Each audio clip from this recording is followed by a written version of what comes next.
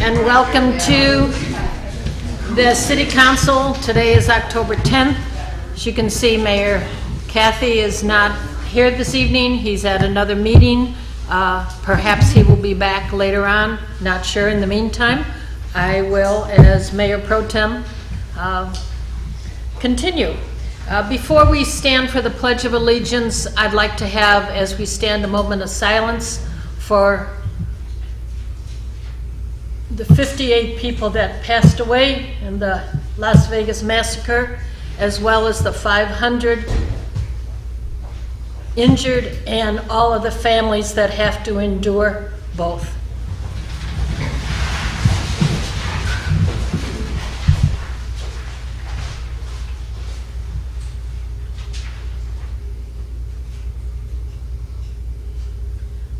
I pledge allegiance to the flag of the United States of America, and to the republic for which it stands, one nation, under God, indivisible, with liberty and justice for all.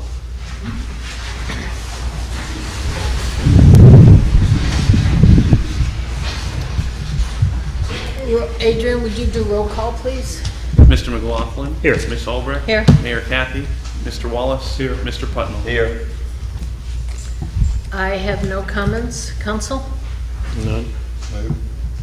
Any citizens' council comments? If you'll just come and state your name and address. Tom Bailey, 205 Carolina, here in Mexico Beach. I thought it was pretty interesting that this year we passed an increase in water rates, sewer rates, garbage rates, and property taxes, and been notified now that we're looking at a special assessment for fire. That's pretty interesting that all of those went up. Didn't hear too many people talking about that.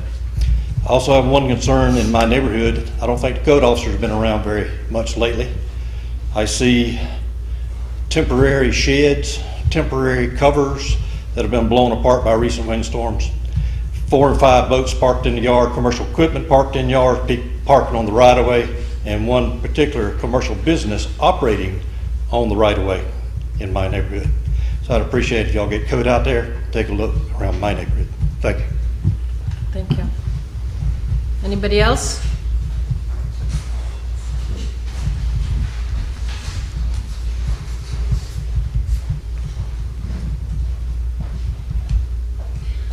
I'm Peggy Wood. I live at 2105 Highway 98, Kitcherfoot Inn.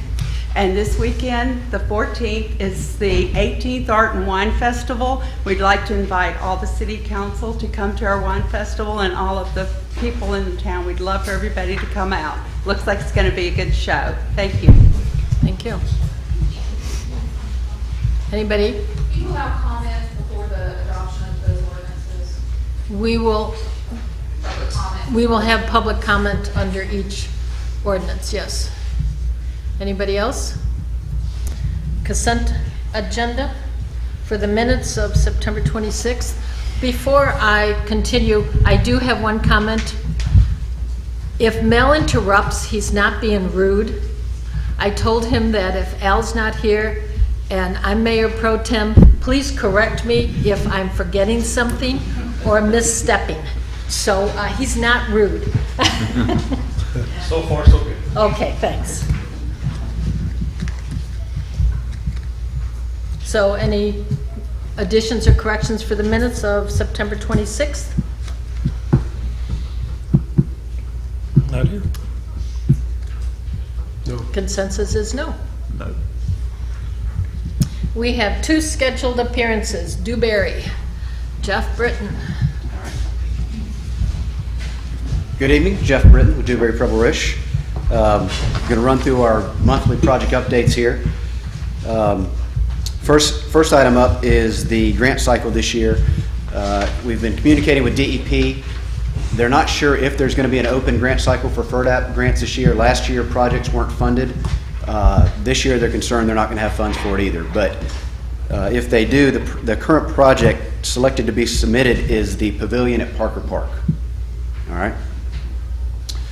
Secondly, we got word from DOT today that the sidewalk grant, the Transportation Alternative Program TAP grant that we submitted, was not awarded.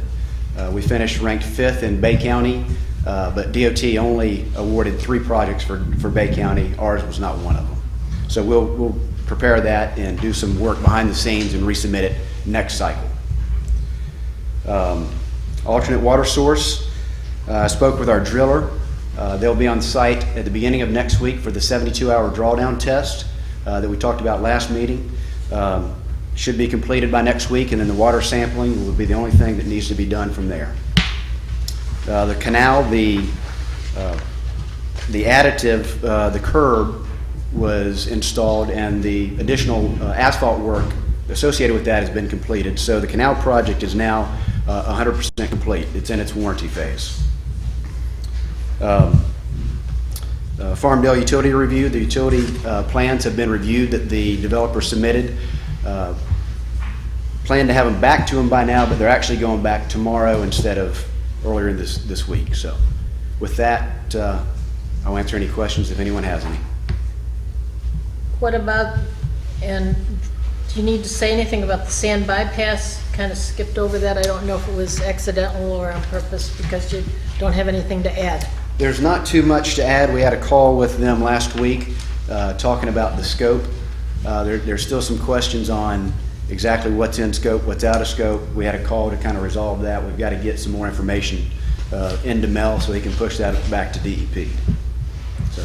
And the Parker Park, we don't have to make a decision until next year, 2018? Correct. As to what, okay. Any other questions? Cycle on the sidewalk. I think it'll be due around March next year. So they do a couple a year? Is that the way that works? Well, this one went in about March last year, was finalized, I think, in April. And they just got around to awarding it after it went through the different review processes. So, And you're going to work on how we can get our numbers up? but try to figure out what the hot buttons are so we can have a better, more competitive Okay. submission. I don't know how we're going to top that picture from last year, but we'll Right. Yeah. see what we can do. I guess I have to get hit when I'm walking across there. If we got to do that, I mean, I'm glad you volunteered. we can find a driver, I think. So, okay. Another question. Yes, sir. Regarding the pavilion at the canal, is it DEP we're waiting on to okay Right that? now, we're waiting on getting a more detailed set of plans of the pavilion, and then reapplying through DEP. We're seaward of the coastal construction control line, and as such, there's certain boxes you have to check in your submittal package, and having more detailed plans is part of that. Well, we'd kind of like to put it generally where it was last time. Maybe even, I don't know, It's going to be a little bit It's more, gonna be further south. correct. further south. And do we have money left to pave the rest of that? To pave the rest of it? Pave the rest of that? That I don't know. I thought we did. Adrian's shaking his head. Adrian's shaking his head. Yeah. And so I'm wondering, do we have to get DEP, APP, or whoever to okay us paving that, or can we go ahead and do it anytime we get ready? You gotta get the DEP permits for that too. So maybe in 6 months we'll have an answer. Our I don't know, request. we probably should have something sooner than that. Maybe. Still something We to should. be said for benevolent dictatorship. There is no benevolent I dictatorship, said there's something to be said for it though. but there is none. Okay. Anything else? No, I'm shut down. Thanks, Jeff. All right. Thanks, guys. CDBG, Dennis Dingman. Good evening. Dennis Dingman, Summit Professional Services. Tonight I'm here to give you a status update on the program and to ask that you approve one more applicant to the program.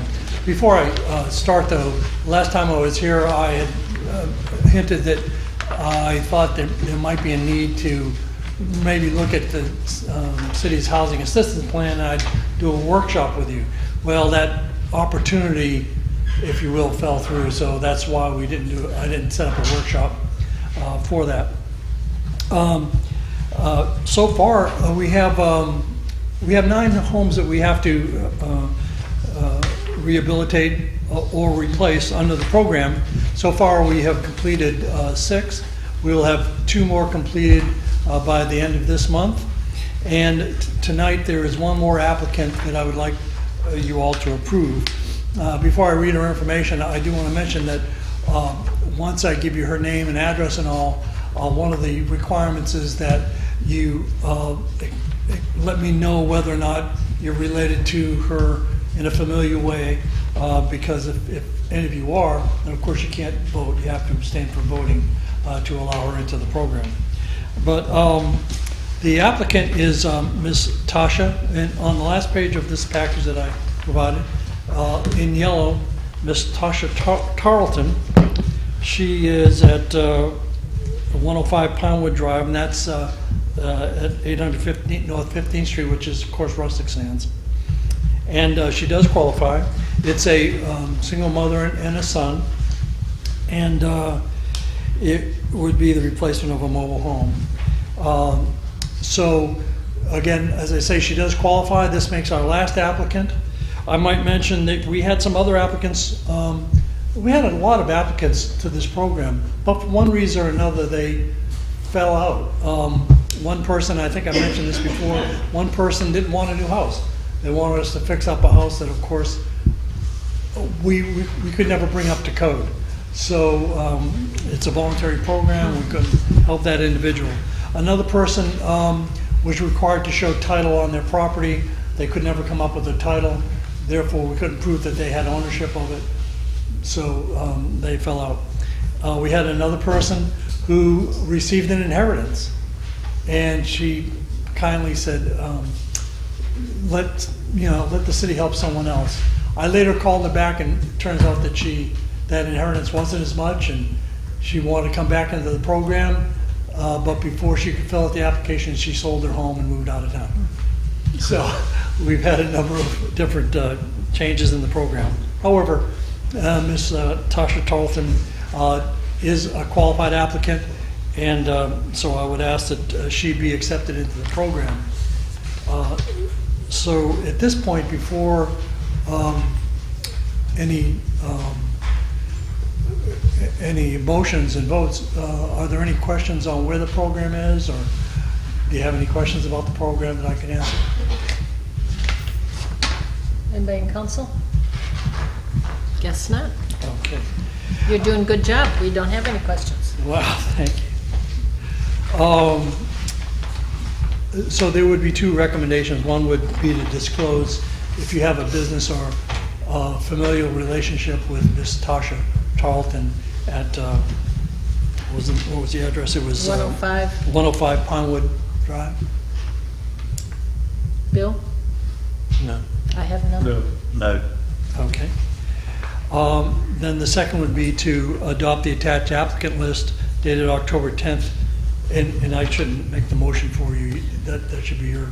Can we have a motion to adopt the application list as of today? So moved. Second.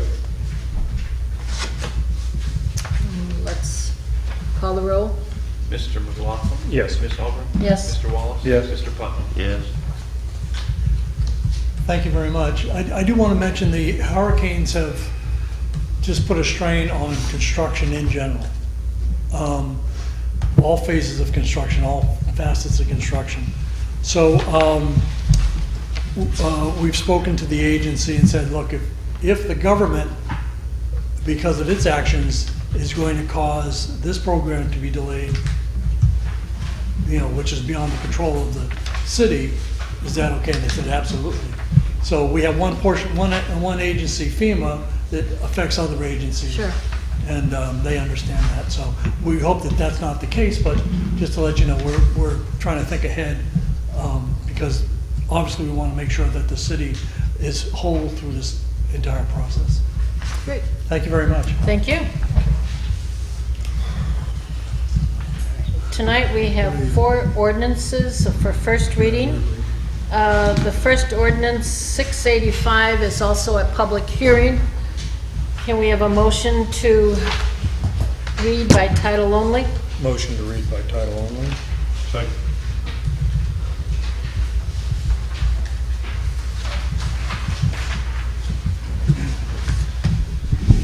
Ordinance 685, an ordinance amending ordinance number 651, adjusting the current rates to be charged for the use of the municipal water and sewer system for service inside and outside the city limits of Mexico Beach, allowing for a senior citizen discount and vacant lot rates, repealing ordinances and/or parts of ordinances in conflict with this ordinance, and providing an effective date.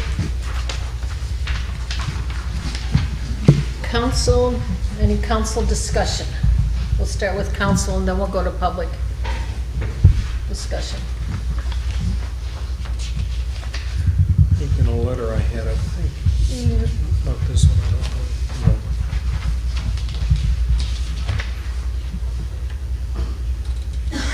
I don't know. No? No. Okay. Public, any public discussion on this ordinance, 685?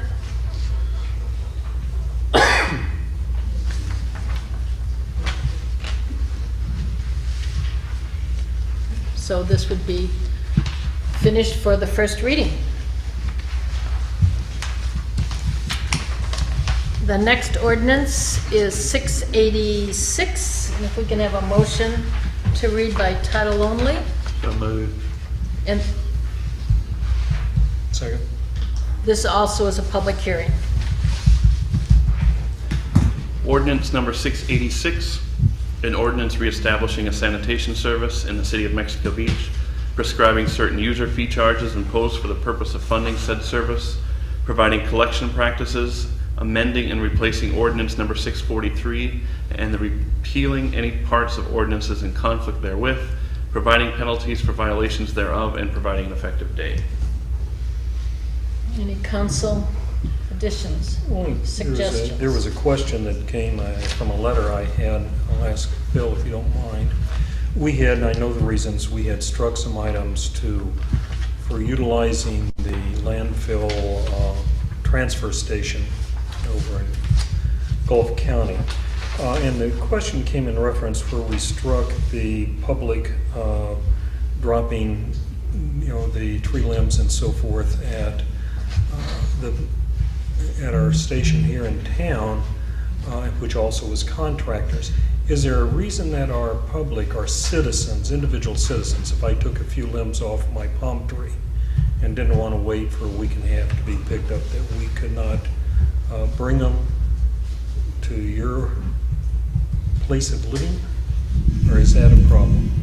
I don't see an issue with that at all. I wasn't privy to the details as to why we struck this out, so Oh, I can't answer sorry. that question. Just struck out on that particular line. I thought- did mention, I think it was the last meeting, that Yeah. commercial businesses, I think we should Yes. not allow to come up there, Right. but private citizens, just doing some work around the house, I think should be allowed to come up there, because we're still gonna have our debris truck and whatnot at the yard. I think we were getting private citizens from other communities was one of the problems. I believe we were definitely getting some from the commercial businesses. We Yeah. dealt with numerous calls on that. As far as somebody from St. Joe Beach bringing their material here, I don't know. Now, if we could do it without adjusting this, and we would allow me, if I wanted to bring you some limbs, then that would, if we don't have it in the ordinance that, we can do it, that allows you, if we find it being abused by other people outside our community, that we could say no then without having to go through an ordinance change. I'm not sure which is the best way to go. Are you referring to section 3B? Yes, ma'am, the Okay. bottom line, Yeah. yard debris. You got a page number? Section 3B is in board. Talk to someone else on page numbers. I won't mention who. Well, yeah. I like the idea of being able to take things to the city to dump too, because from time to time, as I mentioned at the last meeting, If I'm taking something there and I see something along the street I have a pickup truck, and my wife says I don't use it enough, so I occasionally pick stuff up on the way to dump. But according to the ordinance, that would eliminate me being able to do that, Right. or anybody else. Right, I would have no problem eliminating contractors because they do have a way of utilizing, and we have had contractors, I think, abuse privilege for us. But the problem, when you start eliminating, then you're gonna have to have somebody watching it. Well, there is a gate. Well, there is a gate, yeah, Yeah, everybody has to go through the ladies at City Hall. yeah, which is wonderful for the ladies at City Hall to have to go out there and push the button and let them in. I don't know, if there's, if it's an easy way to avoid people from outside the city helping us fill up the trash thing out there. I'd like to ask. Well, this what's doesn't your have to opinion? do with this, this doesn't have to do with the sway cars, this has to do with yard debris. Yard debris, yes. Yeah, so What's your opinion? I think we should allow residents that want to do some work around the house, if they feel like they want to bring it up there to the yard, not wait for the next truck to come around, and I think they should be allowed to do so. I do not think we should keep allowing commercial businesses to do it because they use it by far more than anybody else. Well, then I would recommend we basically adjust that sentence that was taken out to take out contractors but allow our residents to utilize it. So. Make a motion. Right, so it would be yard, yeah, so go ahead and make a motion, and then if we find that contractors are bringing it, even though they're residents, can they be fined? We have I mean, if we find, I don't think anybody's going to be digging, but if we find that as a contractor, You'd be surprised. Yeah, I don't know if there's anything in the rule book that says we can fine them. well, that's what we have ordinances for. Well, we could do it without the contractors as listed instead of the R contractors. And should there be an issue next year, we have a lot of residents here, hopefully a lot will listen to what we've done here. And if we have then contractors who are residents that are not going to obey and bring in whatever they're working on at whoever house it is, we can eliminate it next year and it won't be our problem. It's the contractor's problem that will cause that. It may Well, be then, if the contractor is working for some little old lady that can't do this work, and the advantage to the resident is the contractor can bring it to the city and dump it, which saves the contractor the money of hauling it somewhere else, which makes the little old lady have to pay a lot more money to get the same thing done that I can do with my pickup truck. But we have, I think, when we bring that far along, we will have abuse of our city's services. I think that's why, That's the reason it was pulled that's out the in the reason first it place. was pulled out to begin with, I think, because the contractors, a lot of people felt the contractors were, We pulled it out because of money. If we're Okay. paying for a yard debris pickup contract, why are we paying to dispose of yard debris at the yard? Say that again? If we're paying a yard debris contractor to pick up yard debris, why are we paying to remove yard debris at the city yard as well? Because we have to pay to dump that yard debris that's brought to City Hall. And I think you indicated we can cut it up and put it in our garbage cans. I don't know if you can, I do. So do I. 32-gallon can. keep our thoughts, I'm sorry. go Did ahead. somebody have something to say? Yeah, I was gonna say, keep our thoughts. Anybody from the public would like to share thoughts here?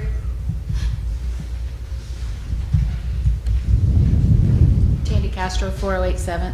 Whether you pick it up at the yard or the contractor picks it up, you pay the same rate, right? I mean, you pay the $8 a contractor, you yard. only pay the contractor for what they pick up, Mhm. and you only pay at the city yard for what you dump. So you're not double paying. If you leave it, if it's out by the street, you're still gonna pay to dump it. So it's not like you're double dipping. The The reason the council changed and had the contractors able to bring the stuff to the yard is because it was piling up. And they were just dumping it anywhere and everywhere. And since we changed that and allowed the contractors, if they did work here in Mexico Beach, to dump it at the city yard, it saved the city workers, at the time the city workers were doing it, from having to collect it and pick it up and rake it up. And it also stopped all the piles that mysteriously appeared all over the city. And we don't really have those anymore. And it's kind of nice that we don't have the mysterious piles all over the city. So I think you have to be careful what you ask for with that. If you eliminate the contractors from being able to come up there and dump work from properties in Mexico Beach, then it's just going to be back on the road again. And you're going to be paying the city workers or someone else to collect it. They're not going to take it to Gulf County. I mean, I think that's, we saw that they didn't before. We're not asking people to take yard debris to Gulf County. Where's the contractors going to take it? They take it to up 386. Wherever. They're not going to take it. Yes, they will. They weren't before. They were not before. They weren't taking it. It was piles all over the city. But I'm talking about the contract that's picking up yard debris now. Oh, the No, one, we're talking about the one the yard, city yard. pays. She's talking about any contractor. right, I'm talking about, I have somebody prune my palm trees, and before, they could take it up to the city yard and dump it, and then it didn't lay on the street unsightly for everybody to look at.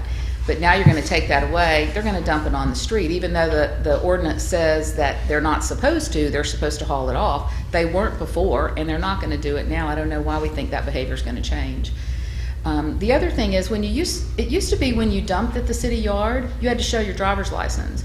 And then the ladies in the front desk would check the water account to make sure that you were a resident. Because your driver's license could be an out-of-town license, but they would check your name and make sure that water account or the sanitation account was in your name. Yeah, we request an address where the Dump it, water's so coming that from. stops people from dumping it if they don't live here, if you just check the ID and compare it. That's what you've always done in the past. and it's Biggest worked issue well. with the contractors doing it though is they'll go, what we have found is that they'll come from St. Joe or St. Joe Beach or something like that, stop by at so-and-so on 3rd Street, pick up a little pile and say that's where it came from. Require the homeowner to come with the contractor to dump it. Yeah, that's not gonna work. Not gonna work either. I'm just telling you, Yeah. we eliminated the mysterious piles, and now you're gonna create them again if you don't let the contractors come up there and dump it. Just my thoughts. Well, Thank you. like, Okay. we haven't totally eliminated the piles. I walk the city, at least on my side of the city, and I still see piles of stuff on the side of the road. Have we thought about doing what we used to do, is scheduling certain parts of the city for certain weeks to be picked up? You know, Every 2 weeks, Mr. Garrison comes through and picks up the entire city, every 2 weeks. every 2 weeks he gets the whole city. Sometimes it's 3 truckloads, 80-yard truckloads, sometimes it's 7. I mean, but every 2 weeks he comes through town, And gets everything. every street. Sends me a copy of the map every single day that they pick up. This is the roads that we've picked up so far, this is what's left, Okay, every 2 weeks. every 2 weeks. And then when he doesn't pick up, that week he doesn't pick up, we go out and get whatever we can. Anybody else have input? All right, so let's go back, council. What's your preference? Mine- Anybody want to make a motion to change this, or we just leave it as the first reading and, I would make a motion to change it and allow citizens only. Contractors would have to take it to the dump or the all right, so transfer you want to station. make a motion? I make a motion that it be changed, and allowing our citizens to bring their yard debris to the yard if that's what they wish, instead of having it picked up. But several citizens cannot do that. And therefore, if we're not allowing them to have a contractor come by and trim their trees and take it to the city, if they've got to take it to the landfill, then these folks are paying They can put it beside the road. twice the money. Put it beside the road. I guess, well, the contractor can put it beside the road. At that house. I didn't think we were letting contractors put it beside the road. No, we don't. Oh, they weren't before, it wasn't allowed before, but I'm pretty sure we took that out. Either way y'all want to do it, that's how we'll do it. I know. We'd kind of like to do it the right way. And the right way is what? Well, We're working on that. I'm asking, Phil's the one in charge of this, more or less. What do you recommend, Phil? Phil's gonna say, I'll do whatever you want. Yeah, that's I know exactly that. what I was I'll gonna do say. whatever you want I know me that. to do. But we're not out Exactly what I was there gonna today, say. you know. That's Again, why- every 2 weeks, Mark Garrison comes through with his big truck and he picks up the entire town. So, I mean, you can look at it from several different angles, but at the end of the day, every 2 weeks, the town gets picked up. We have a motion on the table. Bill made a motion. Either we second it or we have it died.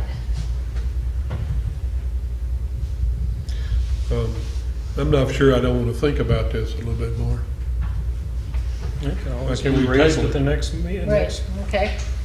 So tonight it died, and if we change our mind, we have the second reading next, in 2 weeks. I want to see how much money Adrian's coming up with that it costs. All right. Anything else on this?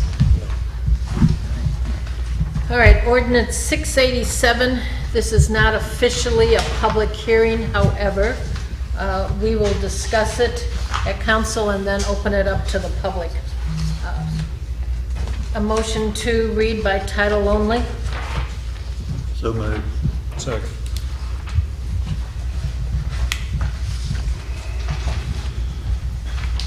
Ordinance 687, an ordinance of the City of Mexico Beach, Florida, amending the city's Leave No Trace ordinance, providing definitions, modifying the scope of the ordinance to cover all personal property except listed exceptions, providing more detailed procedures for picking up discarded items and procedures to retrieve discarded items in some cases, providing procedures to establish a violation occurred the prior night, repealing ordinances or parts of ordinances in conflict, providing for codification, and providing an immediately effective date.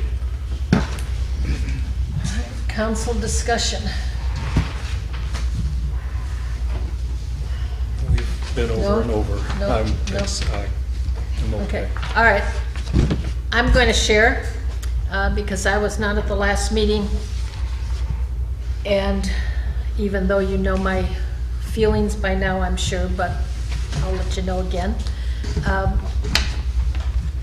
I do not like the idea that we have, according to this reading, we have allowed businesses to leave their belongings up at the dunes, the edge of the dunes. I think the edge of the dunes is arbitrary. What the edge of the dunes to one person is different to somebody else. And I think that that could possibly cause us problems down the road.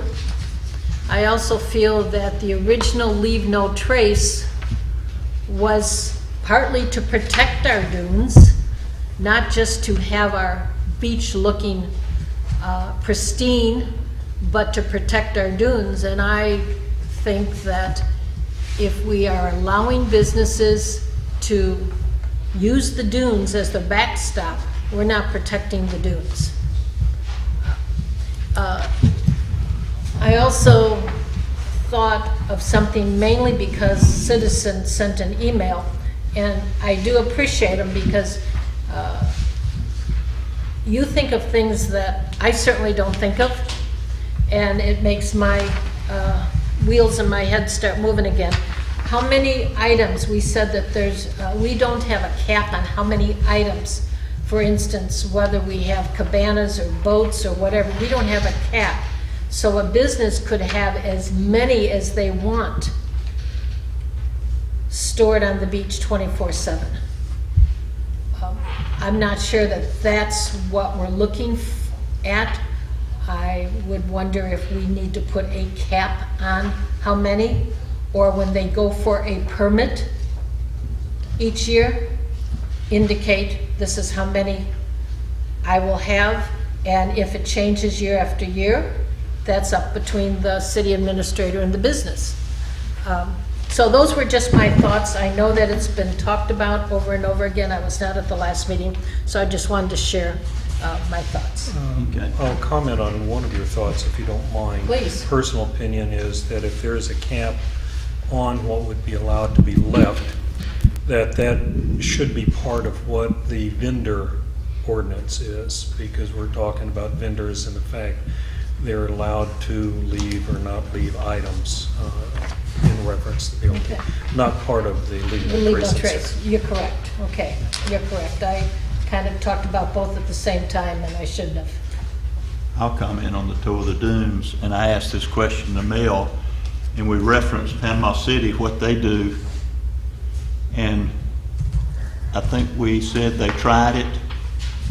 DNR came to them, said they're destroying the dunes. They took it out. I would feel strongly that for us to do something that had already been tried would not be a wise thing to do.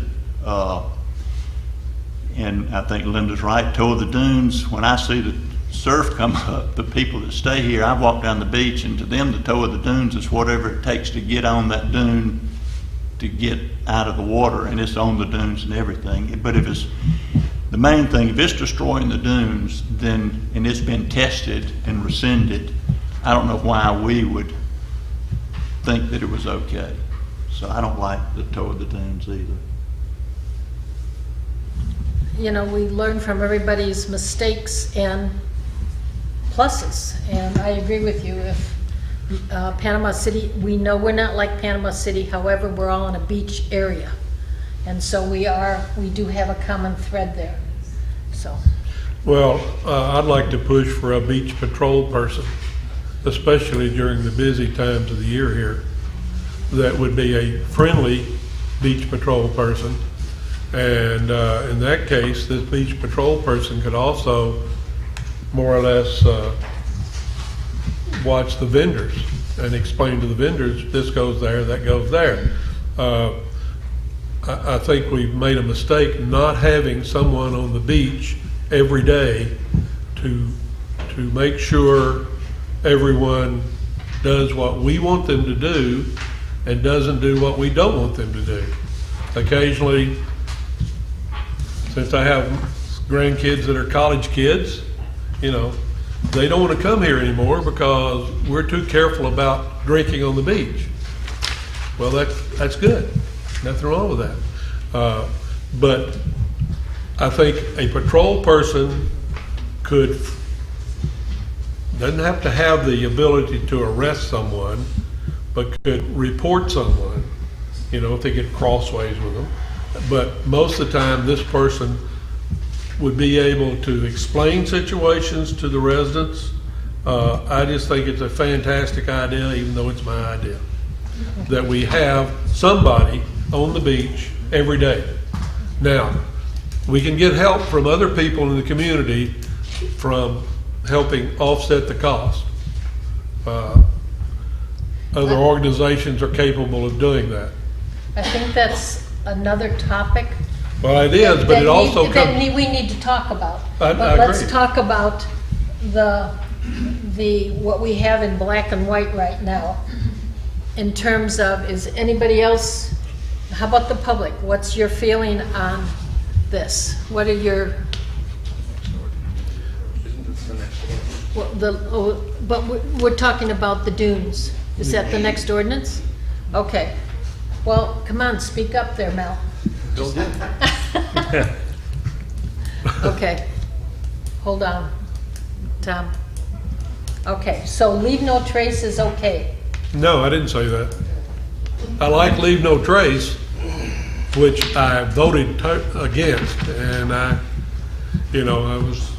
have to admit, I think it's turned out to be a good deal. The beach looks so much better than it used to, and another time, that's 2 times I've been wrong in the last few days. All right, so any more discussion on leave no trace? Tom? It's been Tom Bailey, 205 Carolina. It's been 4 months since I attended a council meeting. I read this proposed change to leave no trace. I think I see thousands of dollars of Nick's time into this revision. And I hadn't checked any invoices, but I can pretty much guarantee that there's an awful lot of research went into this product. I'd also disagree with moving things to the toe of the dune by anybody. We've got DEP answers to that already. I believe that the revision to Leave No Trace addressed a lot of ambiguity and things that we actually had a lawsuit about in the past, and that it cleared up some of those things of ambiguity, and that Leave No Trace should indeed apply to all persons, both residents and vendors. So stuff comes off the beach at night. That's what the people voted for in referendum. So my comment is, I like the rewrite. I think it still has the spirit of Leave No Trace that we started with a year and a half ago, but it's not quite there yet. I think your point's well taken. Thank you. All right, so we can leave it as is. We got one. We have one more. We got one. Right, well, Linda. we have the, Linda. oh, sorry, Tanya. You know, I'm going to comment on Leave No Trace. Right. All the legalese, I don't have any comments about it, other than I wish that Nick had made those proposals prior to adoption. That would have been helpful. But I have a problem with two things. There's a difference between law and policy, and I think some of the changes, you're mixing in policy with the law. Two things. When you talk about what you're going to do with the stuff that you pick up, you're making it a law that the taxpayers are going to have to, forever and ever, as long as it's on the books, until the law is changed by readings and ordinances and public hearings, that every time the city collects something on the beach, the taxpayers are going to pay the city to collect it, the city workers, they're going to pay the city to store it, and they're going to let the violators come and pick it up for free. And I think that when this was brought up, when I think the mayor changed the policy right after he took office without consensus of the council, and we allowed people to do that, I didn't really have a problem with that because it was the first summer, people who had been coming here year after year, give them a break, give them an opportunity. But we're past the first summer. And if you don't know we have Leave No Trace, you've been asleep when you're here. I mean, it's pretty evident that we do. And I think to put into our law that the city is going to store it and give it back to the person, where's the penalty for leaving it? I can leave it. If it gets picked up, I'll just go to the city yard and get it the next day. So you're spending a lot of taxpayer money for people who are violating it. And I think that you should strike that entire paragraph from the ordinance and let your city staff manage that debris pickup in a way that makes sense for the city. The needs of the city are going to change, the needs of the public, tourists are going to change, and I just think it's bad law when you try to put policy into law. The city administrator, if they change policy, they're supposed to get consensus from the council, but if you make it law, it becomes more complicated to react. I mean, you may find out next year it's not an issue. I mean, how many people are coming to get their stuff? Is it a large number, small number? Still, you're talking now? Well, at the end of the summer. I mean, how many people really came and collected their stuff the next day? It tapered off a lot toward the end of summer. Right. So it's not even really a need anymore. I don't even think there's a need for the city. The city workers should be able to pick it up and dispose of it and not continue to store it. If I ride by the yard and I'm like, ooh, I like that Pittsburgh Steelers tent, let me go claim it as mine.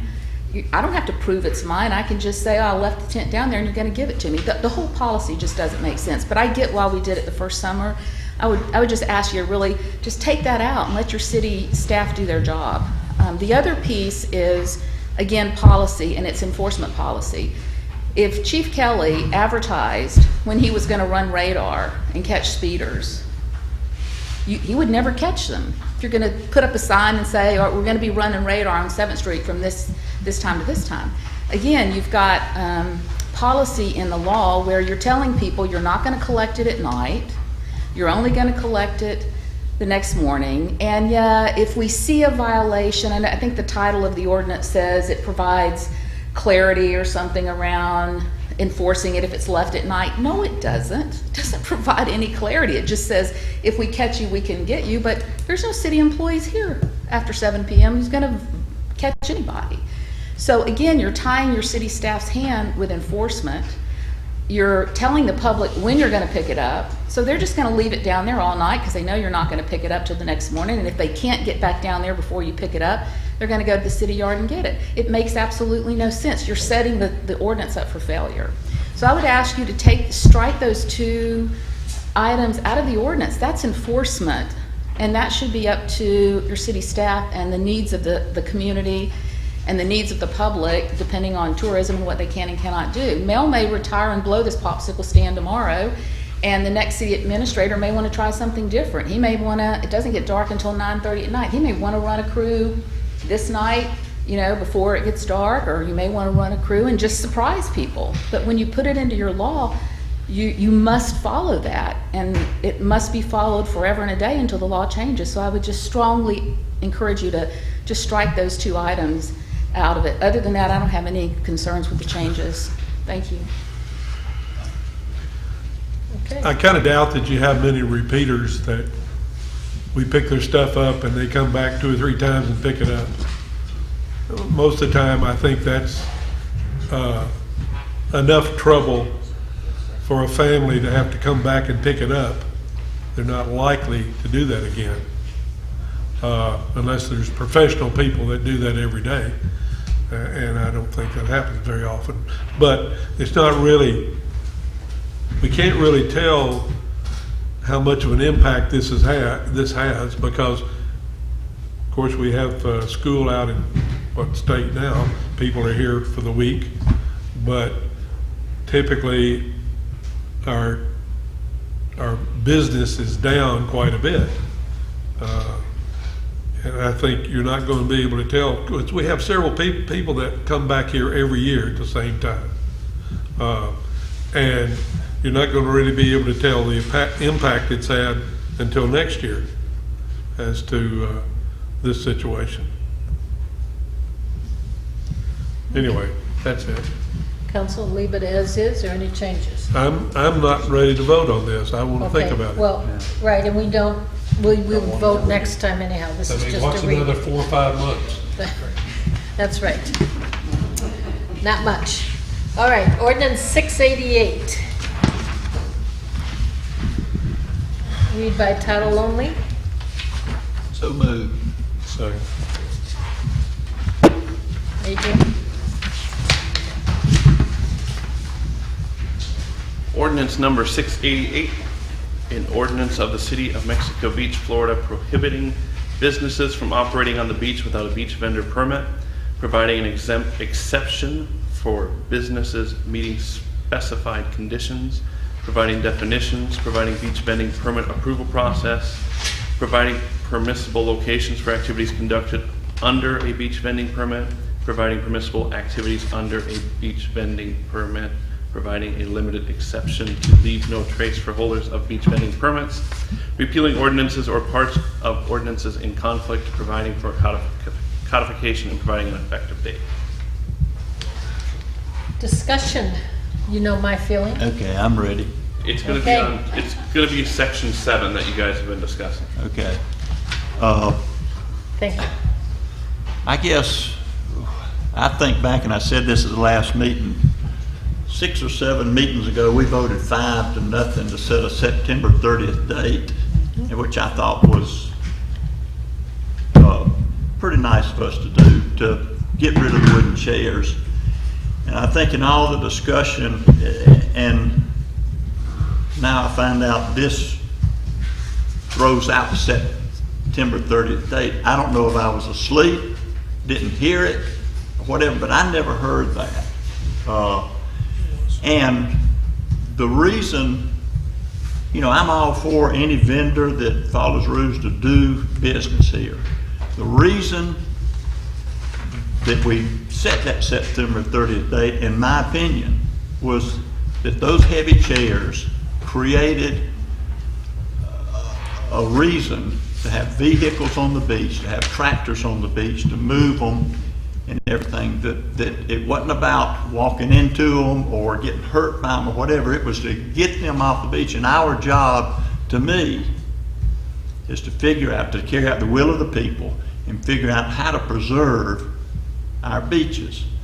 Now, years ago, I'd come down here and people were driving down the beach in a vehicle past the canal. I wanted to do it so bad, and that's a long walk, and I tried it a couple of times.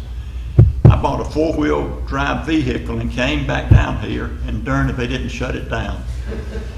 And if they shut it down, if it's detrimental to drive on the beach with vehicles, it's detrimental whether it's in front of my place at 27th Street, down Tyndall, or in front of the El Governor, Toucans, or Driftwood.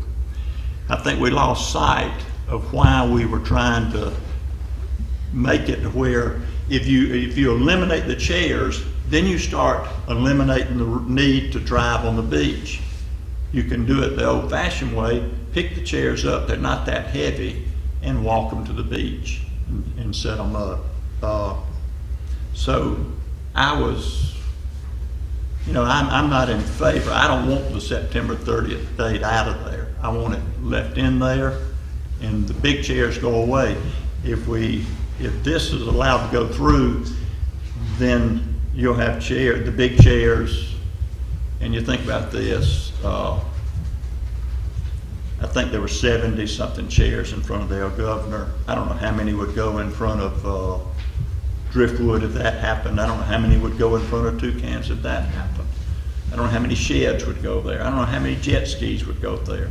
But that's public beach, and I'm not in favor of creating something that what the Leave No Trace is supposed to do is stop tearing up the beach. And what we're doing, in my opinion, if we do this, is promoting more destruction of the beach.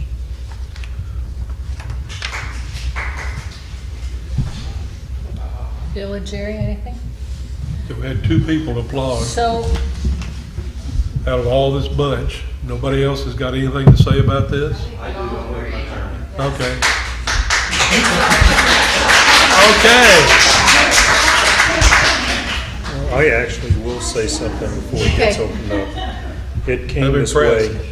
It was in the meeting that this was adopted, that a motion was put before the board to have the chairs removed basically as it was. For some reason, it was voted down.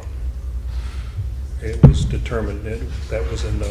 So maybe you were asleep, but it was put that Well, but the way. good thing is I can change my mind. I understand. I'm just saying though, and then. And it went, if it did, it went here. And then it was, a motion, I believe, came in to just say the vendors could do whatever they wanted. That also kind of dropped. It was kind of left open at that point in time. I think I'm the one that made the motion to put it like it was, to try and find some kind of middle ground, because we need to move on it. So as I had made the first motion also, to have the chairs go away, to have vehicles go away and so forth, I'm not really for having chairs and vehicles and stuff on the beach. But this was midway I could get. so, And You say chairs? chairs, I made the motion on that, I think. I like our beach being cleaned at night. Oh, at night. Yeah. We ban chairs during the daytime. Well, and when you define middle ground, I know. I don't know, I mean, to me, we hadn't come close to middle ground. Okay. I'm just saying that's how we got there, but there was a motion to have, basically leave it as it was. and Bill at one time said May 1st, and then it was suggested Yeah. September 30th to give a few more months for the business to recycle the wooden chairs to lighter chairs, so we don't need the tractor down on the beach, and we don't need the four-wheeler down on the beach. But that you can are, be carried. but So- he is right. At one time, Right. we voted across the board. I know, it was 5-0. And things, to So- me, things got so confusing that one night, and it probably might have been said, but I sure didn't hear it, and Yeah. I mean, I understand. okay. Well, I'm with you, because when I went home, I thought, what the heck just happened? Because it was 5-0, and it was a confusing night. But, so, do you want to make a motion to, Do we do that Do we need Public? to, Yeah, let's have the, anybody from the public want to share their thoughts? Last time, I promised, Tom Bailey, 205 Carolina. It's improper for the audience to clap during council meetings. I like it. I know, but it ain't proper. I rise in complete opposition to this proposed ordinance. It does not stand with the test of leave no trace. It does not stand with the test of a public beach for public purposes. We already have a law that says you can't drive a tractor on the beach. That's being ignored. The law says four-wheeler, don't say tractor. Folks, y'all are a long way from middle ground on this. Why I'm not trying to shut down commercial vendors on our beach. They serve some logical purpose or good purpose for some folks. You can't give a vendor a right that a citizen doesn't have. The citizens deserve every right that a commercial vendor deserves. And if you can't make something halfway, then take the commercial vendors off the beach. Thank you. Anybody else? Please come to the podium. Ron Hankinson, High Tide Beach Service. I wasn't at the last meeting. I guess my question to the council is, what does that mean to me as a beach vendor? I mean, I'm reading all this. What does that mean to me? Well, as it would stand, I think that if you have, I believe you, I never remember the name of the little hotel. Buena Vista. Buena Thank you. Vista. Right. If you're out of Buena Vista, then you would have to bring your equipment up to either the wall or the toe of the dune of Buena Vista, not the rest of the beach. Strictly where you're licensed to have your business. Well, in 2014, I was given permission to put chairs in different locations up and down the beach. Okay. Does that affect that, or is that what? No, you could still, I mean, if somebody hires you to put chairs out in front of their private home or the condo, you could still do that. But it would have to be removed as. Every day. Well, we do that Well, you every do day. that anyway. No, I'm Not just that- saying, never- just clarifying, I'm not saying you don't. Okay. The way this is written, does this supersede 7302, which is the permission that the chief gives to operate vehicles on the beach? There is, I believe it says you can operate vehicles on the beach. That was a large discussion, that there was not to be operation of vehicles on the beach when this went through, is my memory. I'm not sure about the other three. So there should be no operation of vehicles on the beach except within the limits of Of where you're, where you have the approval from the commercial business. yes. Okay. I thought at one time we said people could go down to the access road to the beach. We talked about that, but it didn't make it into this, Jerry. Nope, Sorry. I think that was, Yeah, it was talked about and we discussed it. You're right. I mean, going down on the street to the beach and not getting on the beach are two different things. right. Right. And we do that anyway. We go down each street individually and do the Right. crossovers. Yeah.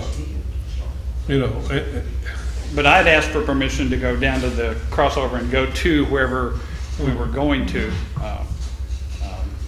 And at one point, that the attorney said that was made an allowance for under the way it was written. Is that not what I understood, Mr. Administrator, the attorney to say? I think you're right. Yeah, How do you operate now? Do you have a four-wheeler that you go down the beach and with some of your things, or No, I do not. you carry it by hand? Well, sure. Okay, I mean, I have never had permission to do that, but that's what I was asking the council to do. yeah.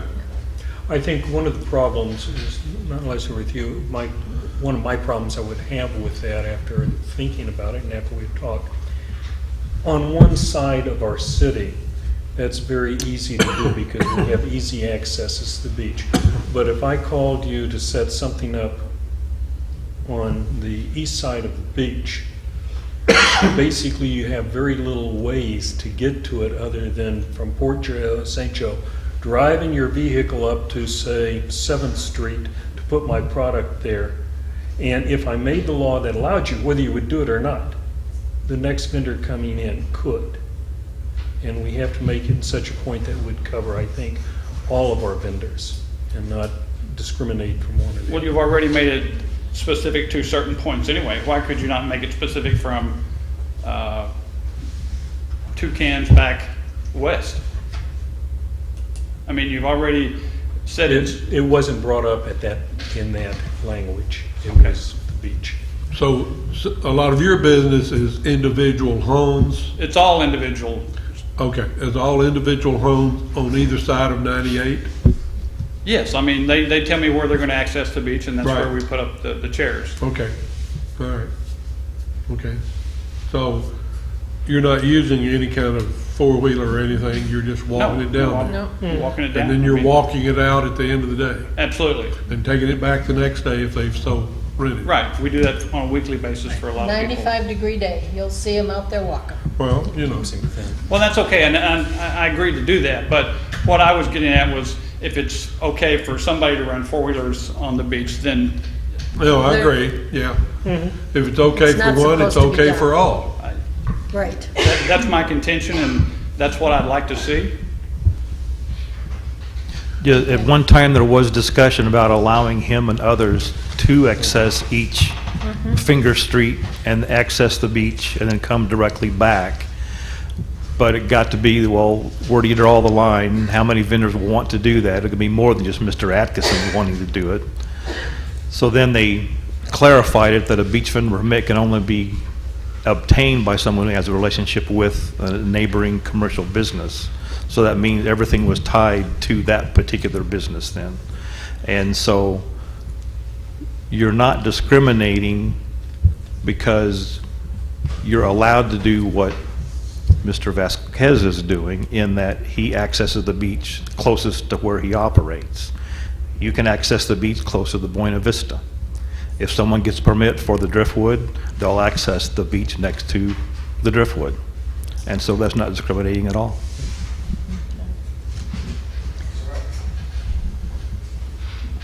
You know, all I was asking for was equitable treatment. I mean, if that's not the way that you guys want to look at it, that's fine.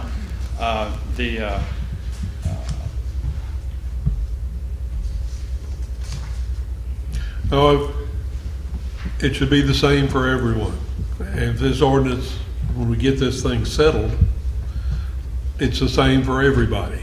Well, I think the council voted that one time that that was okay in a 3-2 vote, that it was okay to do that, but it all got sideways and miscued. And I don't mean to take up the council's time. That's not my intent. Oh, you're not. No. You're You're not not. taking up You're a any resident. time. You You're a have res- the right, just like That's everybody right. else. I'd just like to see that addressed, please. Thank you. We Well, will. here it says they are moved landward to the seawall or the toe of the dunes. Have we discussed this? Anybody else in the public want to share their thoughts? Okay, so let's go on. Go ahead, Jerry. I don't remember that being discussed They are as written. remodeling.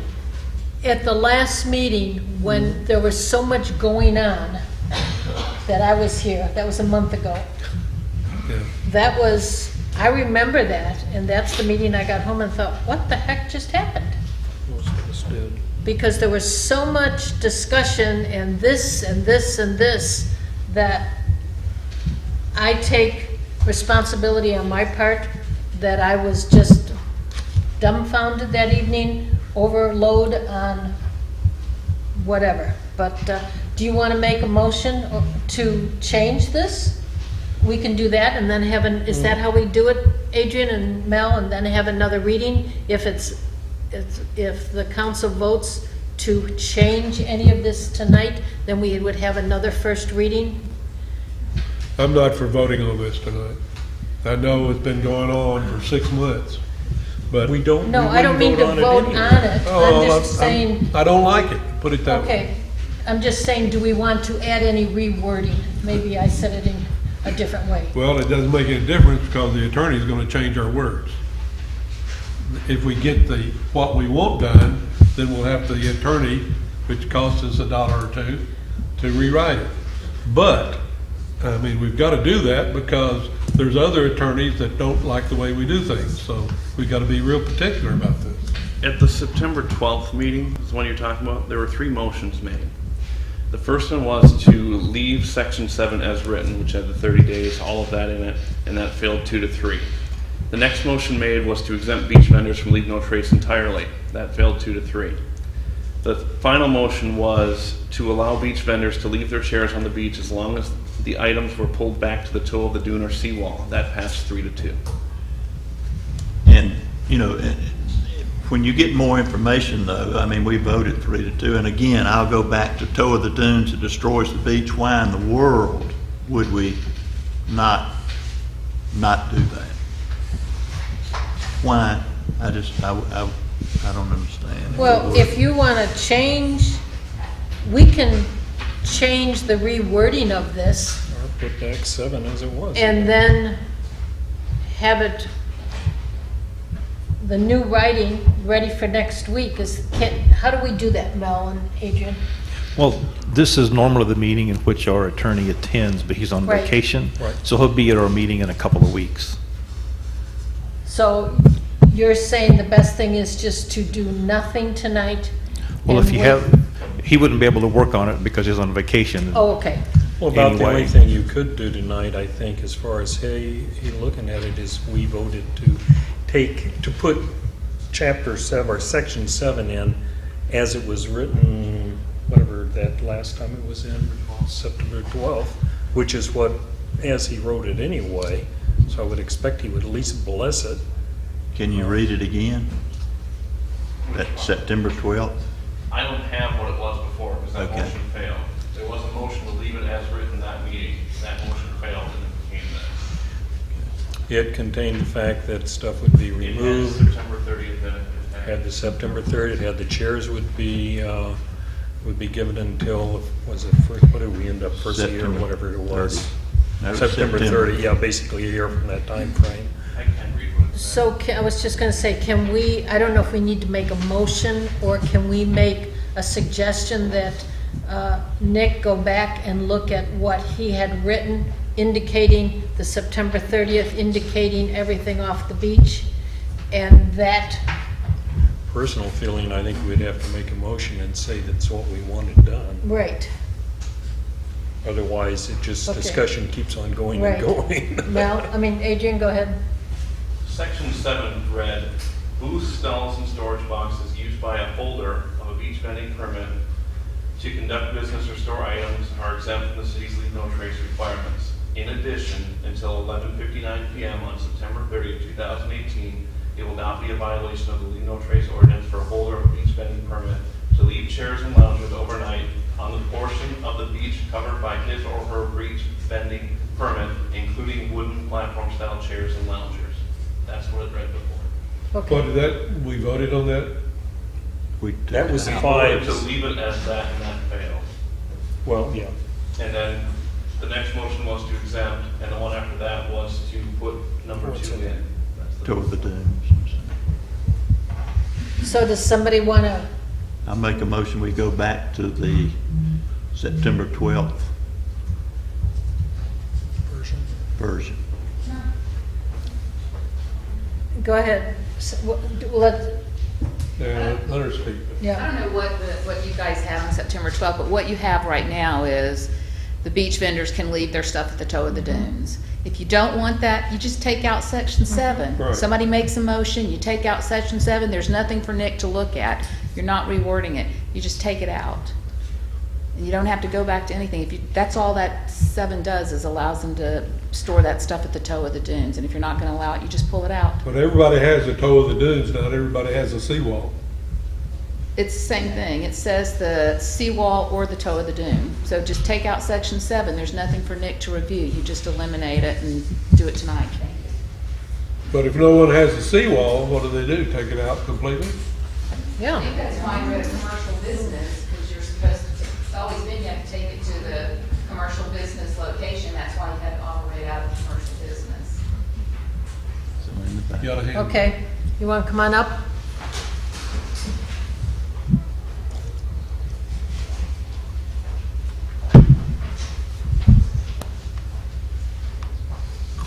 Wood, Driftwood Inn, 2105 Highway 98, Mexico Beach. The only industry Mexico Beach has is tourism. And whatever we do, we need to figure out a way not to upset the tourists, to be kind to them. Yes, we can have the ordinances, but do it in a way that they feel like they're still welcome here. A lot of people this year said they didn't feel welcome in Mexico Beach anymore. And all of us depend on the tourists, the restaurants, the fishing industry, the motels. It's not just me. We all depend on that. And the businesses are the ones that pay the most amount of taxes. Why did they Thank say you. they didn't feel welcome anymore? Did they make any comments about that? Just, The leave no trace thing, was that it? their stuff was taken. They didn't know why. Okay. I tried to tell everybody that stays in Driftwood, we put we give them a big yellow sign that says, leave no trace. But a lot of people that weren't staying with me didn't know it. They stayed in the houses, and they didn't know they couldn't leave their stuff on the beach. Okay. Thank you. All right, we have a motion on the floor. Pardon me? What does the motion say? You're asking me. You made it. Well, I heard three different Oh, things. oh, One was removed, well, I'll one just was make a motion to take out section 7. Take out section 7?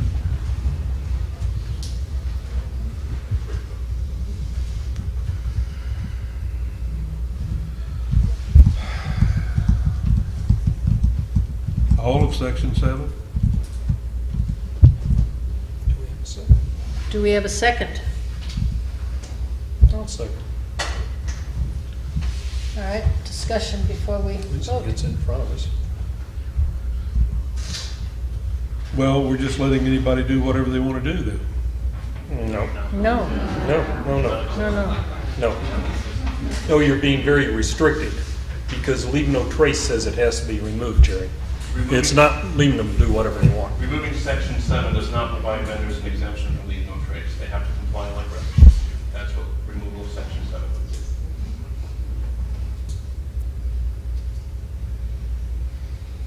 Okay, let's vote. You can call the roll, please. Mr. McLaughlin? Yeah. Ms. Albright? Yes. Mr. Wallace? No. Mr. Buck? Yes.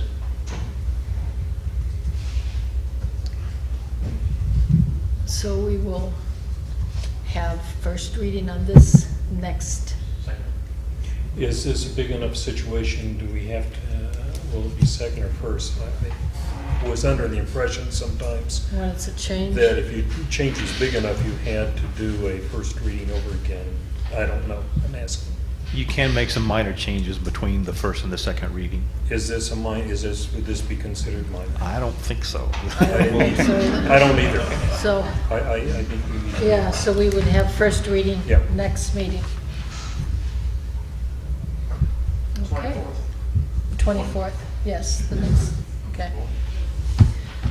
All right, the 24th, We normally do the first and second readings at the first meeting of the month, okay. but Okay. We can do you're the it, council, you can do what you want. no, we can do it the first meeting of November, November 14th. That's fine, Because I'm not going to be here next time. yeah. Thank you, Mel. All right, other businesses. Mr. McLaughlin. Yeah, this is an issue that came in front of the council, which turned it over to PNC last spring. There are no baselines, there were no baselines that I could find. Finally found the one for lot size, but we didn't have a base area to ask our new citizens or old citizens if they build a house that there would be a size, the minimum size on the home. The PNC looked at it and finally came back and said that there was 750 square feet for a single-family living area in a home.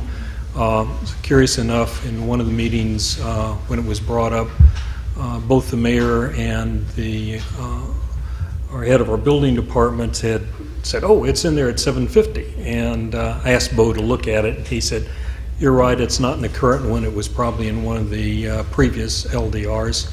I'd like to put a motion before our council that we ask city manager to create an ordinance, or however it will be done, to put a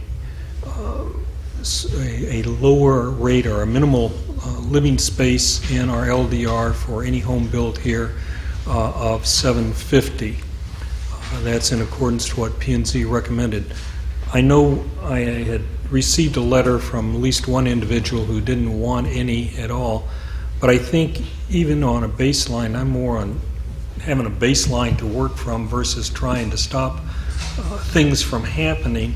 If someone has a legitimate reason for a single-family home that would be lower than that, I have no real problem of it going through a building department who would say no, and then going to Mel and say, hey, let's take it to the city council.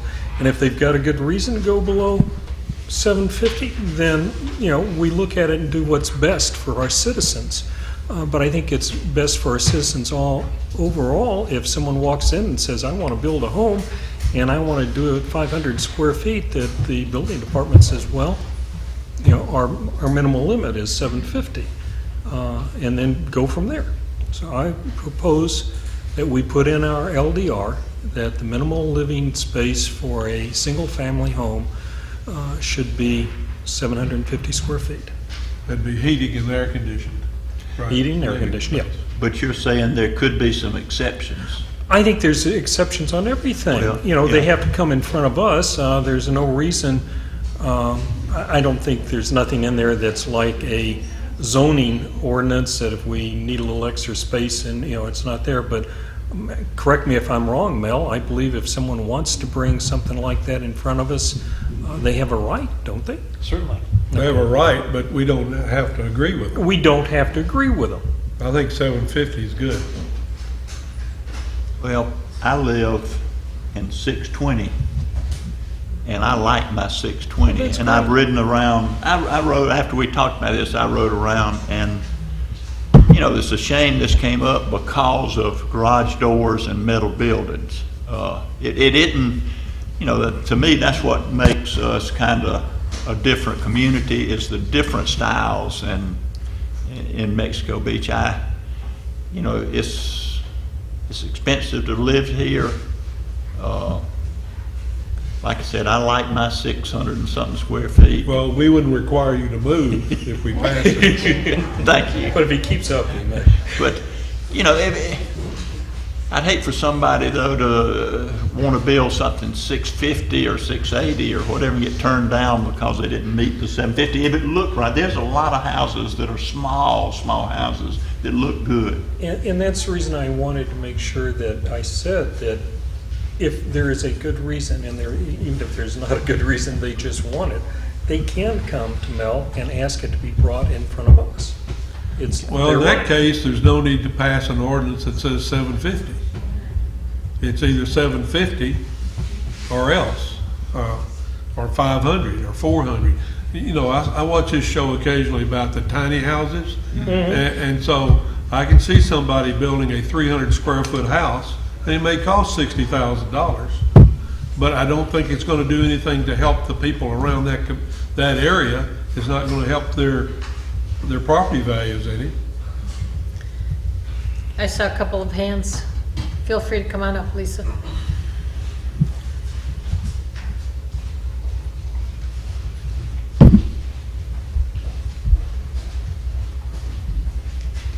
Lisa Logan, 402 Maryland.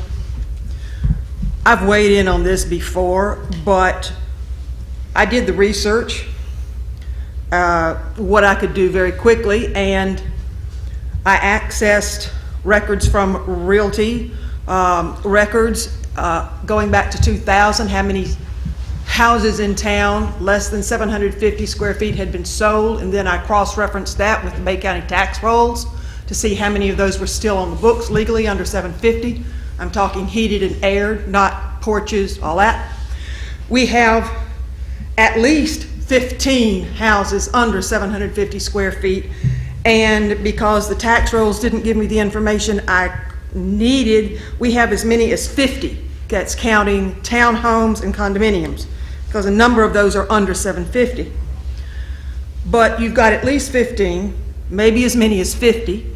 The price range was from under $100,000 to nearly $500,000 for something less than 750 square feet. So I do not understand how you can say that it would affect property prices when you've got this massive range. And if you take $125 per square foot, which is the current rate, I'm told, for building, you have a $20,000 difference in a 600 square foot house, or 750 square foot house to a 600 square foot house, which to someone who has a $250,000 or $500,000 home is absolutely nothing, but to someone who is on a limited income, $20,000 is a lot. So I am completely without understanding why we want to put a minimum of 750 square feet on the houses that we build when we've got such a massive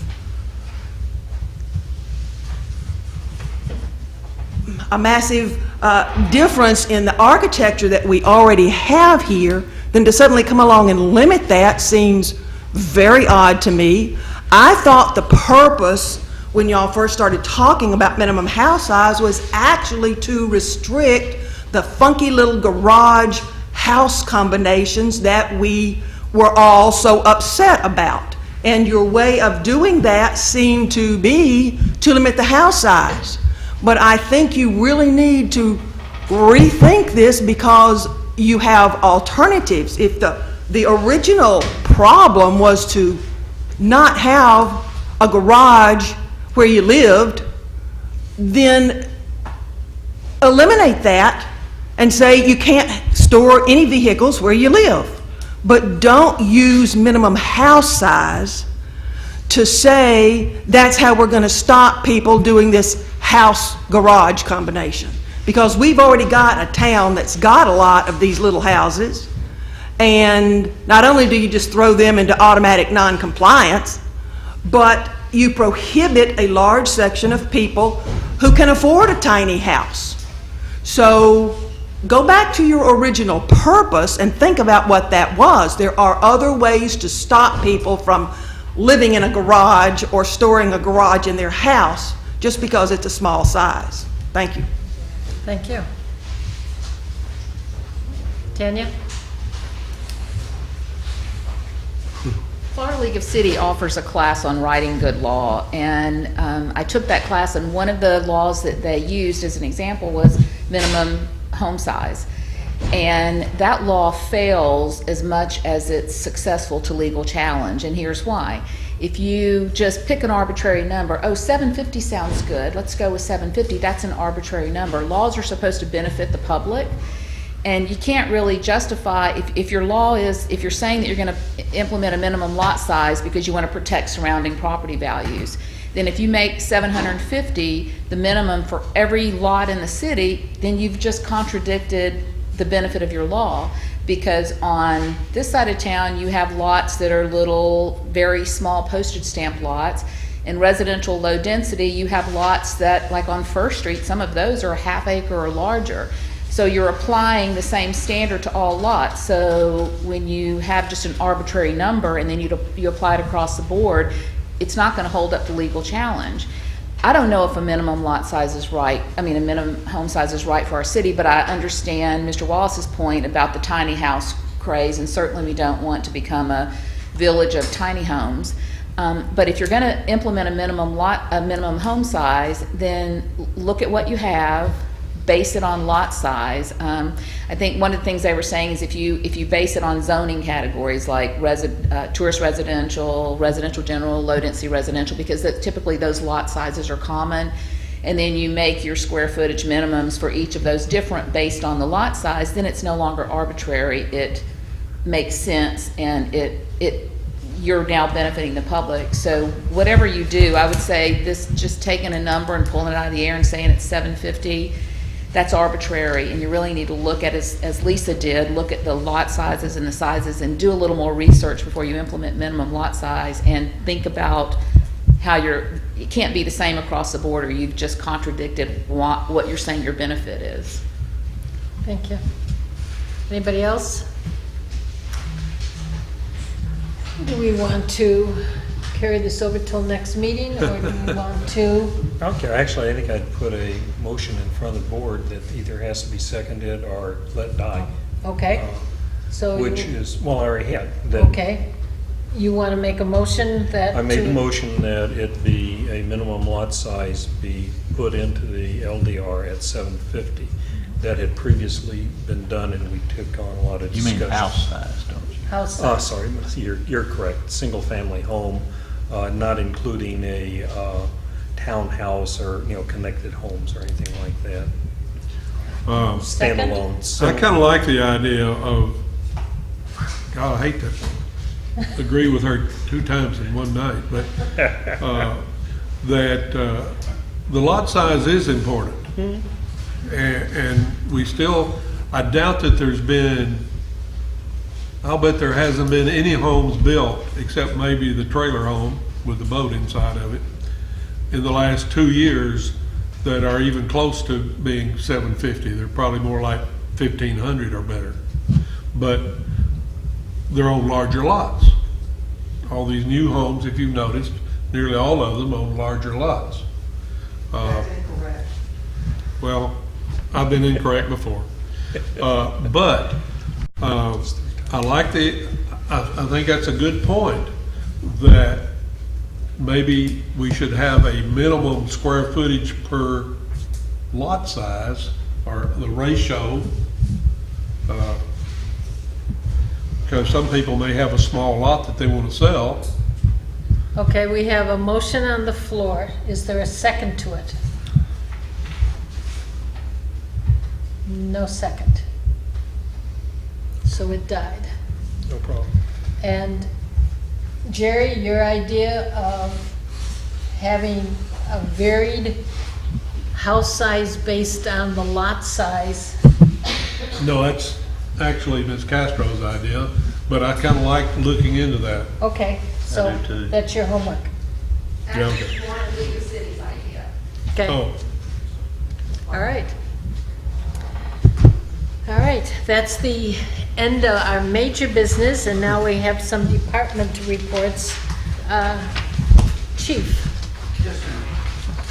For the month of September, we had 210 calls for service the past 30 days, of which 3,660 were building and security checks.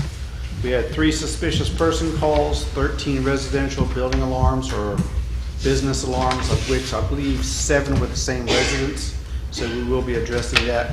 1 prowler report, 2 vehicle burglaries, 2 residential burglaries, 2 verbal disturbance calls, 2 intoxicated persons, 1 DUI, 1 physical disturbance being an altercation, 4 suspicious vehicles, 1 hit and run call that was downgraded, 12 medical or sick injured, 2 trespass or unwanted persons, 7 reckless drivings. This time last year, we had an average between 50 and 60 traffic stops for speeding.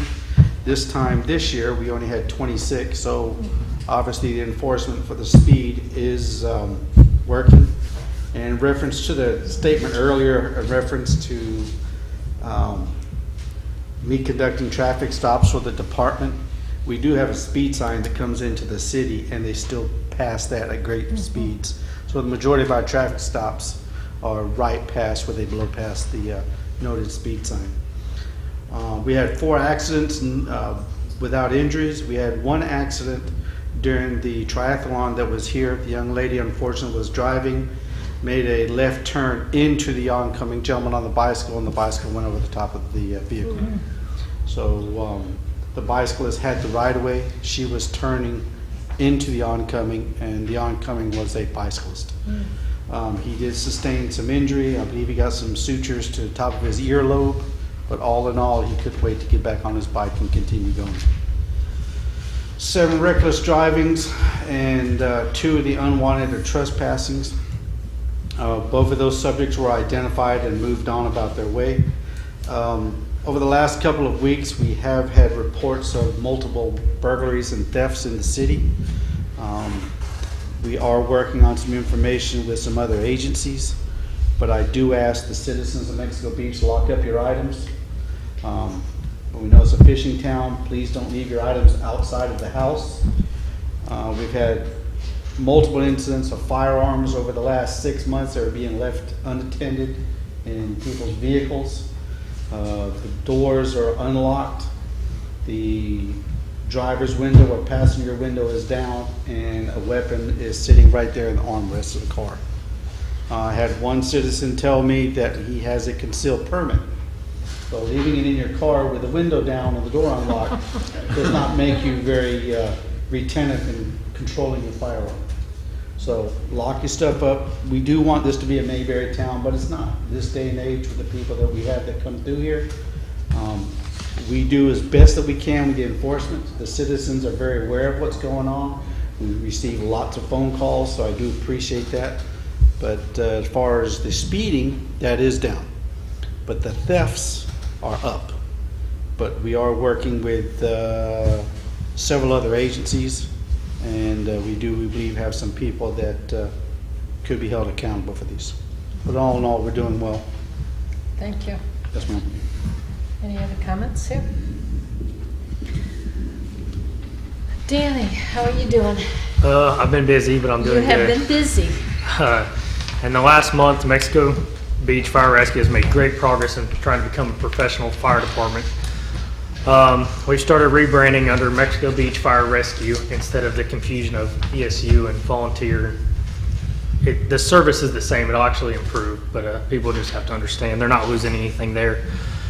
To be compliant with the state, they came in, they wanted to do a safety check. We weren't 100% ready, but I've started writing standard operating guidelines and a safety program. Today, Bay County donated 13 SCBA air packs, which is what we wear to go in the fire. Those cost about $5,000 a piece new, and these have been inspected, and I worked pretty hard to get them and asked a lot of favors, and they gave them to us, so that helps our compliance. In a few years, we'll have to replace the bottles, but bottles are cheap compared to the whole air pack. Thank you. Yeah, yes. The big issue still is addressing the ISO regression. This morning we met with Government Services Group on the possibility of implementing a fire assessment. That was the first meeting. We plan on presenting stuff this time next month as far as adopting a resolution to collect on the tax bill next year and things like that. I've started recruiting some new members. There's people that look forward to seeing it grow, and they're coming on as volunteers or the stipend pay we have now. I hope to retain those people by eventually possibly hiring them full-time or part-time. They're coming to try to be part of the growing fire department. We started station repairs. ServPro came in. They started remediating the mold. They should be done this week, probably by the end of the week, so we can start repairing it. A training program has been started, and then we have also started our hydrant maintenance program. We're looking for all the free money we can get. Unfortunately, it'll only go so far, so some stuff will have to wait until we look at implementing a fire assessment to fund it. So all donations can go right to the fire department. If anybody in the city wants to donate, they can drop it off at Mel or right at the fire station. Yeah, Adrian's the treasurer as far as the Okay. non-for-profit goes.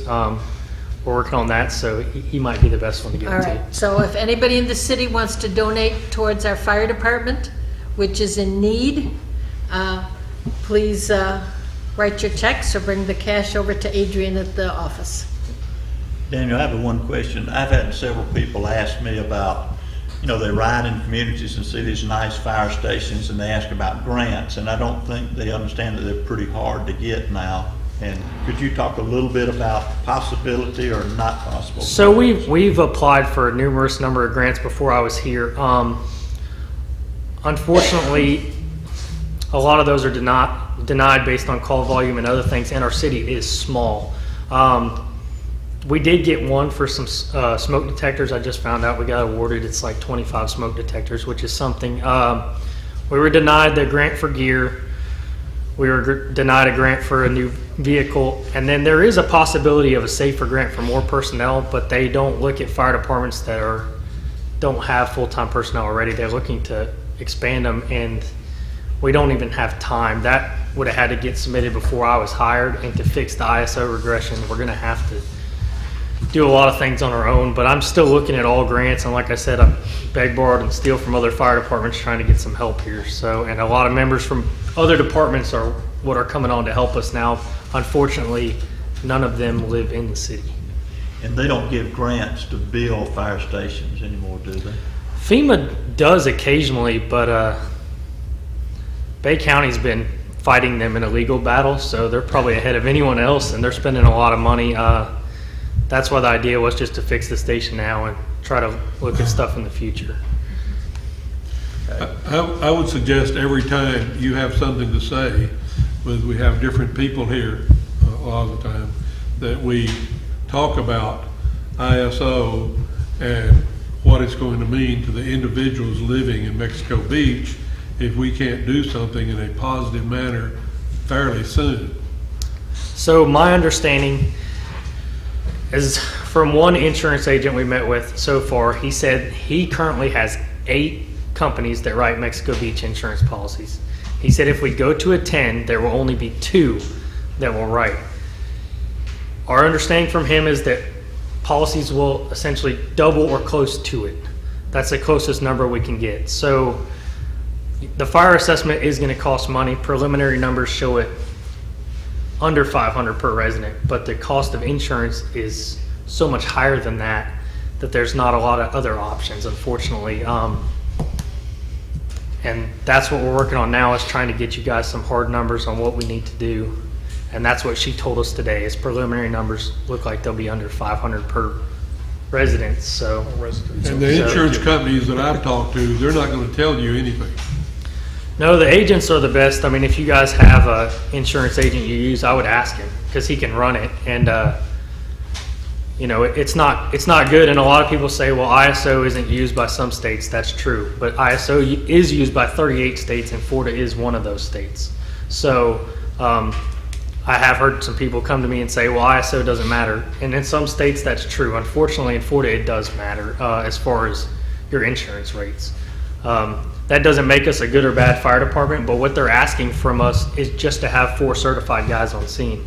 So they're not asking something ridiculous, because if your house is on fire and the guy's not certified, he essentially can't do anything. If he does, he's violating Florida statutes. So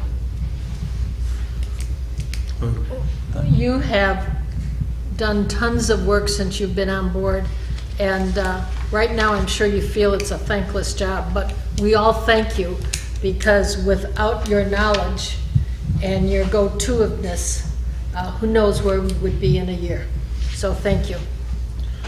And so, time is of the essence here. I mean, it is, and when we met with the lady this morning, we talked about bumping some things up, and that's why next month will be the first thing where we try to adopt a resolution and for the next year's tax bill. Now, when we bill this year, it'll have to go out as a separate bill. We're already too late on that, but we need to adopt the other before January 1st.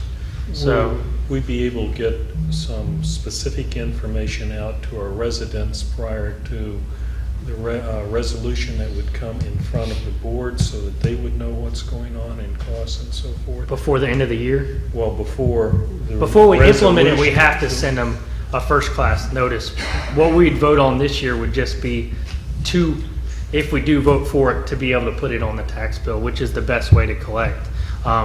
I'm trying to let people in the community know today. I talked to News Channel 7, and I mean, we've been open about this. This is a problem. So, and I explained to her that we're looking to possibly hire 6 full-time firefighters to fix the problem of ISO. And I believe it came on the 6 o'clock news tonight from News Channel 7. So I'm trying to let people know.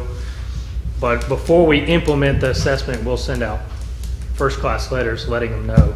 I was saying before, if I heard you right, correct me if I'm wrong, that I believe within the next 30 days, you expected a resolution to be placed in front of the council? Adrian can probably answer this a little better. I'm sorry. That resolution will be in the beginning of December, and it is procedural only. It will not have dollar amounts. It will not actually do anything besides give us the authority to do an assessment if we choose in the spring. and the important thing is, we're showing the people that need to know that we're moving in the right direction. Yes, and she will be here November 14th, it sounds like, to have a first discussion with the public and the council regarding the process that we'll be going through. So this is something the only people that this won't affect is people that don't have insurance on their houses or insurance on their businesses. They would need the fire service more than anybody because that's all they have. So I think it would affect them also because you're going to get an increase in fire protection. So if you don't have insurance, then you really need the fire department to come save your home or what's left of it. So Right, but I mean, it's not affecting them from a dollar standpoint, no. I sir. mean, if we go to a level 10, which we don't want to do because that creates a history with the other insurance companies, from a 5, we're 5 now, right? Yes, sir. And we go to a 10, which is as low as you can go. It's essentially not having a fire department. Right. So the November 14th meeting, it will be basically our first big meeting. It'll be an introduction meeting Okay. to the consulting company. All right, are we going to advertise this in any specific way to the public so that we have a good representation rather than just saying it's a council meeting and here's the agenda? I'm wondering if we can do that and if we should do that. I think we should. You can put it on the back of the water bill if anybody Just what I was reads going to that. suggest, back of the water bill, Facebook, things of that sort. Okay, all right, would you make sure that we get that done then? I'll make a specific flyer for our posting locations tomorrow. Okay, so that we have, everybody's, is not surprised on the 15th of November that there was a meeting about the fire department. So addressing the deadline on the letter I sent you guys from ISO, I sent them the 30-day letter acknowledging it. I'm coming up on the deadline for the 60-day letter, and I'm going to tell them we plan on fixing this. I was hoping to have more done by then, but it just takes too much time to vote things in. So I'm going to show him the timeline she gave us on how fast we can do this. The only downside of that is we don't really have an option, is if we don't do it, they're not going to be very understanding. They don't have to give us the grace they've given us. They're choosing to, and I'm working with them, and they're actually been pretty good. So I'd like to keep that relationship good. So I'm going to address them within the next week saying, here's the plan we have of right now, which I already discussed with you guys, and then if we don't do it, we'll just, Okay, they're going to be less likely to work with us is the problem. all right. I Thank you, think at guys. this point, we trust you, the ball's in your court, and we're going to fly with it probably. All right, thank you very much. All right, Philip, Department of Public Works. If you look down at the very bottom of my report, under work orders for sanitation, I misprinted 23. That's all I got. Okay, But I do have 2 other things. Nothing special in the report. I mean, nothing special happened. One thing I want to touch on is the pier. Everybody knows that we sustained some damage during Hurricane Nate. We wanted to see about if there was anything we can get from FEMA to help with repairs and whatnot. There's nothing there, so tomorrow, well, I don't want to say tomorrow, but Jeff and I are going to get together along with Mr. Rish, or Mr. Preble. And I have an assessment done of the pier, and as soon as we have an ETA on when we'll open it, I will be sure to give that to the council. okay, so Dewberry's going to do an evaluation of the pier damage. Yes, ma'am. Okay, And say this is what we need to do okay. in order to open it back up. Did they give Okay. any general time frame when they would have that assessment? to This you? week. This week. Yeah, they're gonna try to get out here first thing in the morning, first thing tomorrow. Don't know if that's gonna happen, but, you know, they're gonna get here as soon as we can. Okay. Second thing, channel markers. I've gotten 2 prices for, we discussed moving the number 2 channel markers to the east. We set it on 40 feet. I got approval from the Coast Guard to do so. Got 2 prices, waiting on a third. I think he's gonna be much higher than our gentleman here. But the best price we've gotten is $7,500 to move that channel marker 40 feet east. With a company that's done it before, or is this a? This will be First another time. company. No, but I mean, have they worked with these channel markers and moved them? Oh, yeah, they're, Please. I mean, yes, they've driven piles and stuff, yes, You know, ma'am. because just to have a new company, I'm not sure that we want to be the, They understand the First job. embedment depth that we have to get to. They understand how high above the mean water mark we have to be. We discussed all that yesterday. But $7,500, What was the other one that you got? $43,300. Whoa. I tried to just not even go there. Well, no, I think, Boy, that I think it's interesting. I think the public needs to know what sometimes we are working with, so, okay. 7,500 looks good to me. Better than Chuck, 43. can I ask you, Linda? Chuck, Chuck, Chuck, you have big boats. Does it, I mean, your opinion, does it need to be widened? Oh, yeah. Okay, Yeah, he wants it wide. okay. I was just asking. I have the largest boats in Mexico Beach, and we don't have any problem. The main problem we have is the outer sandbar at the mouth. The crew here with the dredge we have and everything, they're doing a fine job and really on it there. So we don't have any problem. You telling us we don't need to spend $7,500 To widen them. to widen it? No, We don't need to. those two pilings have to be moved. That's what we're talking. Okay. We're there. He has to be moved, and I talked to the man today, and I think he's going. Yeah, I think we all Gotcha. understand. Yeah. Okay. Gotcha. okay. Anything else, Philip? No, ma'am. Thank you. Adrian, I hope that's it. As you can see in your packet, there is no report from me, and this is why. Year end happened on September 30th. Every day, more things get done. The report simply would have been outdated to put it in there, so I didn't make one because I've been working with our financial people from Robertson Associates to close out the fiscal year. So you'll have another one again next month, starting with October of this year. So that's why you don't have a report. And lastly, as I promised my family last year when I got married at the beach, I would have a reception in Minnesota for my 1-year anniversary. So I will be out of town the 18th through the 25th of October, next Wednesday to the following Thursday. So if anyone needs me, I'll be back after that. have a good time. Mel? Last and certainly least, we did have our employee quarterly luncheon. It was catered by Sharon's this time. Nice. We definitely try to keep things local. Before we get to the employee of the quarter announcement as to who the lucky person is, we also try to recognize people who've been here for a while. We'll start with one particular person who on the 21st of this month, their anniversary date is 4 years. So Adrian, believe it or not, has been here 4 years Wow. already. Time flies when you're having fun. And we're giving him that much time off? Yeah, you didn't have Well, to meet- begrudgingly. Also on this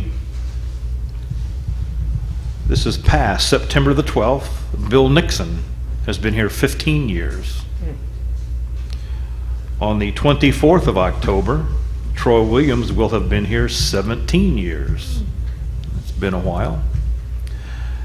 And the last person that I'll mention on the 25th of October, Mary Leonard, she has not been here forever, as some people think, but it's only 24 years. That's a pretty long Oh, time. nice. You know, it's very difficult when we, as the department heads, to try to pick one employee out of all the employees we have, because we have so many employees who are very deserving of this honor. And like I've told them during these meetings before, that I hope at some point everybody gets that distinction, because we got a good, hardworking crew. So trying to pick just one is very difficult. So we went round and round. We thought we had someone picked. Just, no, let's go with this way. Maybe they can get it next quarter. But this particular quarter, we wanted to honor someone because of how they have changed their attitude and taken the bull by the horns and doing things not just as an employee level, but kind of taking some of the pressure off of Philip, kind of identifying things that need to be done and on his own doing it without the benefit of having been told to do so. And those type of employees are people you really want to pat on the back and give them a hug. Don't want to kiss them, but I'll give them a hug. So this particular quarter, we honored Garrett Garland from the Sanitation Department. That's all I have, Your Honor. How long has Garrett been with us? About? Garrett has been here for just 1 year. Okay. Very I have nice. one addition for you. It was also our administrator's 3-year anniversary on the 1st of October. Thank you. I thought it was around this time. Thank you. Anybody else? Council? Public? Motion to adjourn? So move. Second. Meeting is adjourned.